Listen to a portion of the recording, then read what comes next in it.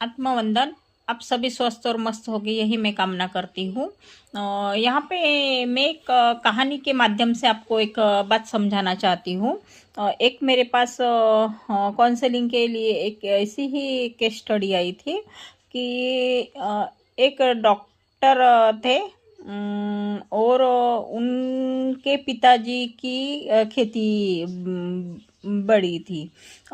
यानी उसके पास 20 एकड़ खेती होगी, खेती 20 एकड़ खेती थी। और पुराने ज़माने में जैसे शहर में कोई रहता था तो उसके यहाँ पे भाई लोग आते थे, और मौसी है या चाचा के लड़के हैं, लड़कियां है, या कोई रिलेटिव है, कोई हॉस्पिटल का काम आया या कुछ भी आया तो उनके यहाँ पे रहना, खाना, पढ़ाई वो चला रहा। और फिर उसी माहौल में वो डॉक्टर की जो बच्चा था तो पढ़ने लगा और आगे जाने लगा। तो वही उसकी सोच रही कि भाई मेरे घर में रिश्तेदार आते, खाते पीते चले जाते हैं, और मुझे वो प्यार नहीं मिल पाता जैसे पापा का प्यार चाहिए था। वो ज़्यादा रिश्तेदारों में बटा जाता, और पैसे पापा उस पे खर्चा करते। फिर वो डॉक्टर की पढ़ाई हुई, जैसे उन्होंने एक हॉस्पिटल खोला नेचुरोपैथी का।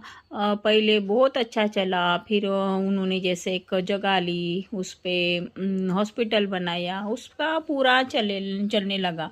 लेकिन उनके दिमाग में वो पुराने पैटर्न रहे होंगे, तो कुछ दिनों के बाद वो देख पाते कि वो हॉस्पिटल जब बनाने के लिए कर्जा लिया, तो कर्जा लेने के बाद भाई हॉस्पिटल भी बिक गया। तो फिर एक कर्जा उतारने के लिए दूसरा कर्जा उतारने के लिए तीसरा कर्जा, ऐसे कर्जे पे कर्जे उसके चढ़ने लगे। और उसकी मेंटेलिटी पूरी चेंज हो गई कि भाई मैं अभी करूँ तो क्या करूँ। और नेचुरोपैथी में उनका कोई जवाब नहीं था कि सुंदर वो अपनी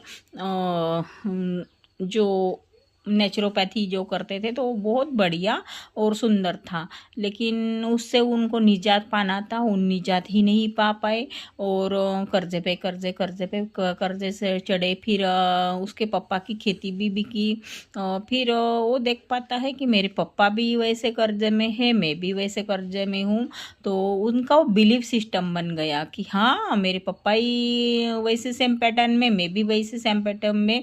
फिर वो डिप्रेशन में जाने लगे। लेकिन मेरे पास जब काउंसलिंग के लिए आए